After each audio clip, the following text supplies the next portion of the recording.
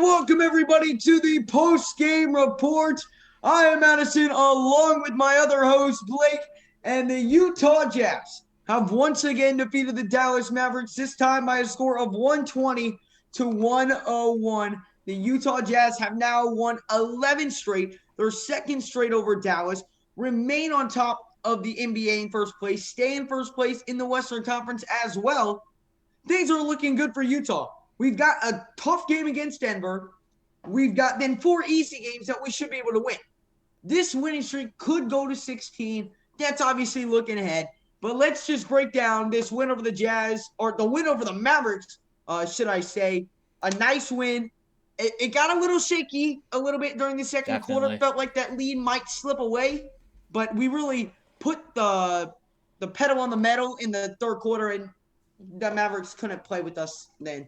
And, when you really look at it, you had, for instance, on the Mavericks, there were some weaker performances throughout that lineup. And you also had Josh Richardson. He has not played well against the Jazz at all. Yeah, we've done a great job at containing him. Exactly. And, you have like the 6 points by Richardson, but that came on 3 of 8 shooting. So not great numbers right there. And also, as a whole, the Mavericks shot 43% from the floor, which is not bad.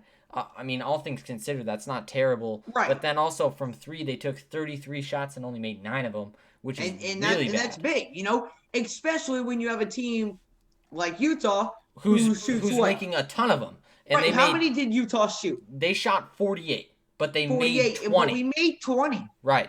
And that's a 41.7% clip as opposed to a 27.3% for the Mavericks, and that's really important. That's how we win games. And we have made, in 9 straight games, we have made 15 or more three-pointers. That shows to why we're on a winning streak like we are right now, especially when you guys have, like, Jordan Clarkson, who, step off and have good games off the bench. And while Jordan Clarkson wasn't as good as he was 2 nights ago, Bogdanovich took the load. He had 32 points. Still not a bad game at all for Jordan Clarkson. Absolutely not. I'm not taking anything away. How many did he have? He had 18 in the game. 18 points, which is still a very, very solid night. Don't get me wrong. Absolutely. But Bogdanovich, with Mitch out, took over. He said, let's go. He made 6, 7 threes, I believe, something like that, and ended the night with 32 points. You had Mike Conley, who had 21 points and I believe 8 or 9 assists. He's been orchestrating this offense so well. And it's just leading to great ball movement. The Jazz are passing it around so well. You can see how well the chemistry is. And don't forget, we don't even have Donovan in here. Open three-point shots. Right. And, you don't have Donovan even in the lineup.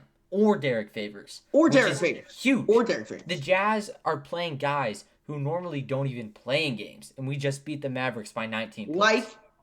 Like Juwan Morgan. Shout out to Juwan Morgan tonight. He played 12 points, 7 or 8 rebounds. How many rebounds? 7? He had 7. And 7 rebounds. 3 offensive ones. Both him and Mie. And that's what I want to talk about. What I want to talk about. The 3 offensive ones. Being aggressive on the boards. These young guys were so aggressive tonight. You had Morgan with 3 offensive rebounds. You had Uni in the first half. He had, 3 offensive rebounds on 3 straight possessions, and 2 of them led to scores later on in the game. Yeah. All those young guys were playing phenomenal today, the young guys who did get minutes due to the absence of Donovan Mitchell and Derek Favors, and they made it count, and they were a big part in winning this game. The Jazz had many offensive rebounds in this game, which really led to so many second chance points, which got us a 19-point victory tonight. And we actually saw Juwan Morgan get 21 minutes in this game, and he basically But you will never see. No, he played his heart out the whole time. He did. 12 and points. He played well. It's fantastic. 12.7 rebounds is amazing. Bojan Bogdanovic, we have not seen this kind of game from him this year, He's been really shaky to start. Absolutely. He's shooting a career low. Shooting a career low 37%. And tonight took that all away. Hit 65-70% from downtown. And you can't get in your own head, If he's shooting 37% or whatever it is from 3, and that's the lowest that he's ever been shooting, then that's not good. But Right. he knows that he can't get in his own head. He's gonna keep playing just how he plays. We know he's a knockdown shooter. He's got to get back into his rhythm, and he's Right. still And learning he how to had wrist play. surgery, so I'm giving Right, him with time. that Just wrist, like we had to he's give still Mike Conley adjusting. time. Right. All the people were like, "Oh my God, trade Mike Conley, get rid of Mike Conley." Look at it now. Look at it now. Just have to give things All-star time. level. You can't All-star level. overreact. And also, put it in the comments. Who do you think on the Jazz is going to be an all-star? I personally think that Yes. Mike Conley has a chance to be a reserve. I don't know if that's going I think he to be has fulfilled. I think he has a chance. I don't think it'll happen. I think Jordan Clarkson has a better chance than Mike Conley, in my opinion. But but I think Donovan and Gobert for sure. But I would not be surprised at all if Clarkson or Conley made the All-Star game. I'm But really make hoping sure that he to doesn't. go vote for them. Yes, and make sure to go vote for all of our guys. But if Donovan, I have a loose feeling that he might get snubbed. I hope he doesn't. He might. He might. Who knows? He might. He's going to take it like a man, and he's going to play better. Here's the thing. Would it be nice to have him in the All-Star game? Does he deserve it? Yes. Who cares? We have the best record in the NBA right now. That's what's doesn't matter. Doesn't matter. Focus on that. Team game. So, team game. And we got a tough test on Sunday. Right.